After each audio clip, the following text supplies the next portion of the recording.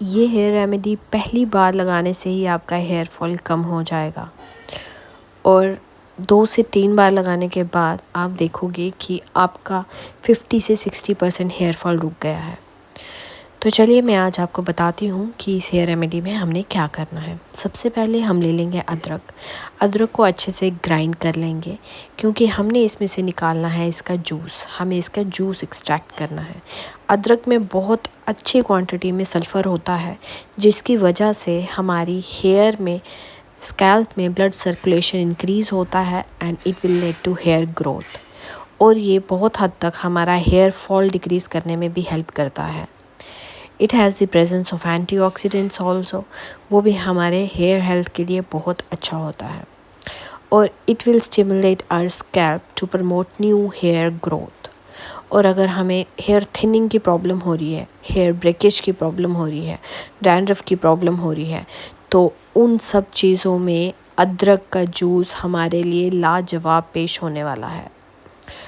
लेकिन ये सब चीज़ें आपको इफ़ेक्टिव तभी लगेंगी अगर आप इस हेयर रेमेडी को वैसे करेंगे जिस तरह से मैं आपको बताऊंगी। तो इस वीडियो को एंड तक ज़रूर देखना और मैं आपको एक एक स्टेप बताऊंगी कि आपको अच्छी हेयर ग्रोथ के लिए, नो हेयर फॉल के लिए, नो डैंड्रफ के लिए आपको इस हेयर रेमेडी को करना कैसे है। टू बी ऑनेस्ट, मेरा हेयर फॉल जब जब इंक्रीज़ होता है मैं यही हेयर रेमेडी को कंटिन्यू करती हूँ, और या तो मैं अदरक वाली हेयर रेमेडी करती हूँ या अनियन वाली। अनियन जूस भी सेम रिज़ल्ट्स देता है हमें, और वो वाली हेयर रेमेडी भी मैंने आपके साथ शेयर की है। लेकिन उसमें हमें एक प्रॉब्लम होती है, उसमें स्मेल की दिक्कत होती है, बट अदरक में ऐसी कोई चीज़ नहीं है और वॉश करने के बाद कोई स्मेल नहीं रहती है हमारे बालों में। तो ये ज़बरदस्त होने वाली है हेयर रेमेडी। तो हमने पहले तो इसको ग्राइंड कर लेना है। आप देख रहे हैं मैंने जिस तरह से किया, आप ऐसे भी कर सकते हैं, अदरवाइज़ अगर आपको मिक्सी में करना है तो आप वैसे भी कर सकते हैं। तो अब हमें इसका जूस ले लेना है और अच्छे से ऐसे करके हम जूस निकाल लेंगे। अदरवाइज़ छन्नी के साथ भी आप जूस निकाल सकते हैं। इफ़ यू आर समवन जो ज़्यादा फेमिलियर नहीं है अदरक के जूस के साथ या पहली बार लगा रहे हैं, तो जितना आपको अदरक का जूस मिलेगा, जितना अदरक का जूस लोगे उतना ही आप पानी भी ऐड कर लेना, सो दैट थोड़ा सा डाइल्यूट हो जाए। और साथ में लगाने से पहले पैच टेस्ट ज़रूर कर लेना है कि आपकी स्किन को ये सूट करेगा भी या नहीं। फिर अगर आपको नहीं करेगा तो थोड़ा पानी मिक्स करके और फिर डाइल्यूट करके लगा सकते हैं, लेकिन पैच टेस्ट इज़ मस्ट।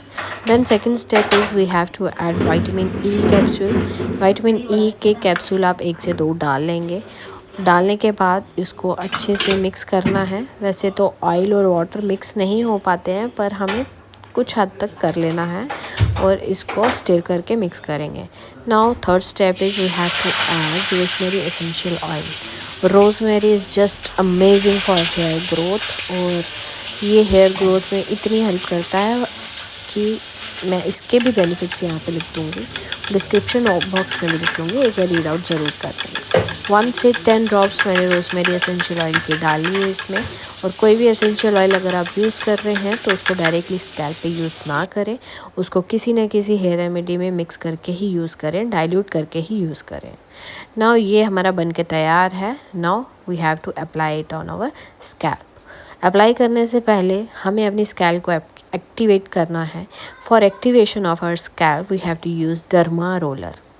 अगर आपके पास डर्मा रोलर नहीं है तो आप नॉर्मल कॉम्ब से भी अपनी स्कैल्प को एक्टिवेट कर सकते हैं। वुडन कॉम्ब से करिए, ज़्यादा मैं आपको ये बोलूँगी। सबसे फर्स्ट प्रेफरेंस है डर्मा रोलर, अगर नहीं है तो वुडन कॉम्ब, और अगर वो भी नहीं है तो नॉर्मल जो प्लास्टिक वाली कंघी होती है उसके साथ कर लीजिए, और अगर वो भी नहीं है तो फिंगर्स के साथ ही अपनी स्कैल्प को एक अच्छी मसाज दे दीजिए। जितनी भी हमें जो भी मसाज देनी है वो रेमेडी अप्लाई करने से पहले देनी है, बाद में नहीं देनी है, ये याद रखना। तो पहले मैंने डर्मा रोलर के साथ मसाज दे दी और अब आपको दिखाने के लिए मैं कॉम्ब से भी कर रही हूँ अपनी स्कैल्प को एक्टिवेट, ताकि अच्छे से जो हमारा रेमेडी है वो बहुत अच्छे से इसके साथ एब्जॉर्ब हो जाए हमारी स्कैल्प के ऊपर। तो अच्छे से पहले हम स्कैल्प मसाज कर लेंगे जो भी है। तो अब हमारी स्कैल्प रेडी है to take any hair remedy. और अगर इस हिसाब से आप लगाओगे तो आपको जो हेयर रेमेडी के फ़ायदे हैं वो 90 से 95% मिलेंगे। और ये जो मैं आपको निकाल के दिखा रही हूँ ये सल्फ़र कंटेंट है जो कि जिंजर में प्रेजेंट होता है, और ऐसा ही सेम आपको पदार्थ जो है अनियन के जूस में भी मिलेगा। तो ये दोनों का जो इफ़ेक्ट होता है हमारे हेयर पे सेम ही होता है। ये सल्फ़र कंटेंट है जो कि हमारे बालों के लिए बहुत लाजवाब होता है। तो ये देख लीजिए कितने अमाउंट में हमें सल्फ़र इसमें मिलेगा। ये थोड़ी देर आप रखोगे जब जूस को ऐसे ही बिना हिलाए तो ये सेटल डाउन हो जाता है नीचे। तो जब आप जूस लगाओगे तो अच्छे से अपने जूस को मिक्स कर लेना सो दैट हमारा सल्फ़र कंटेंट जो है वो नीचे ही ना रह जाए। Now it's time to apply this ginger juice on our scalp. तो स्कैल्प तो रेडी हो गई है जूस को लेने के लिए। तो आप इस जूस को स्प्रे बॉटल में डाल के या रूइंग के साथ, जिस हिसाब से मैं लगा रही हूँ, नहीं तो फिंगर्स के साथ भी आप नॉर्मली लगा सकते हैं, लेकिन ये वाटर है तो थोड़ा प्रॉब्लम हो सकती है, इसलिए आप कॉटन यूज़ कर लें। और भर के कॉटन को लगाएं, पार्टीशन कर करके अपने हेयर में इसी हिसाब से लगाएं जैसे मैं लगा रही हूँ। और एक भी जगह ना छूट पाए ये ध्यान रखना, क्योंकि हमें इसके 100% जो बेनिफिट हैं वो लेने हैं, कोई भी हमसे बेनिफिट छूट ना जाए इसका। तो इसको इसी हिसाब से लगा लेंगे और लगाने के 1 से 2 घंटे बाद आप हेड वॉश कर सकते हैं। और अगर आप कंफर्टेबल हैं तो आप ओवरनाइट भी इसको अपने हेड में रख सकते हैं, और सुबह जैसे होगी देन नॉर्मल शैम्पू से आप अपना हेड वॉश कर सकते हैं। और आप फर्स्ट वॉश में ही देखोगे कि आपका हेयर फॉल जो है वो रिड्यूस हुआ है, फर्स्ट वॉश में ही पता चल जाएगा आपको। और सेकेंड वॉश, थर्ड वॉश, फिर धीरे धीरे आपका हेयर फॉल रिड्यूस होता जाएगा। और इस चीज़ की मैं आपको तभी गारंटी देती हूँ अगर आप इसी हिसाब से लगाओगे जिस हिसाब से मैंने लगाया है, जिस हिसाब से जो जो स्टेप्स मैंने करे हैं वही स्टेप्स आपको फॉलो करने हैं। और इस चीज़ में कोई भी आप चालाकी नहीं करना, आपको जब जब हेड वॉश करना है तब तब लगाना है आपको कॉन्टीन्यूटी में। ये मत करना है कि एक बार ही लगाओगे, दूसरी बार नहीं लगाओगे, तीसरी बार लगाओगे, फिर ऐसे करके रेमेडी अपना असर नहीं दिखाती है। तो आपको पेशेंटली और कंसिस्टेंटली लगाना है, इसी से आपको फ़ायदे दिखेंगे।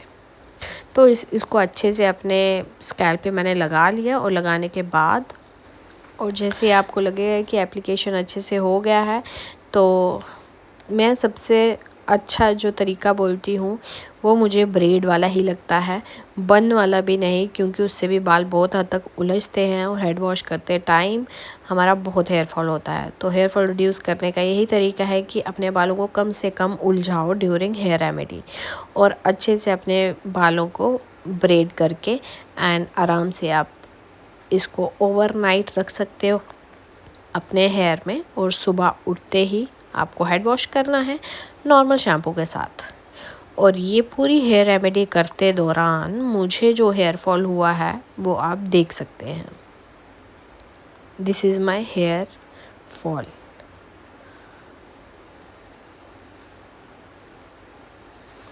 I hope you like this video. Do like, share, subscribe this channel।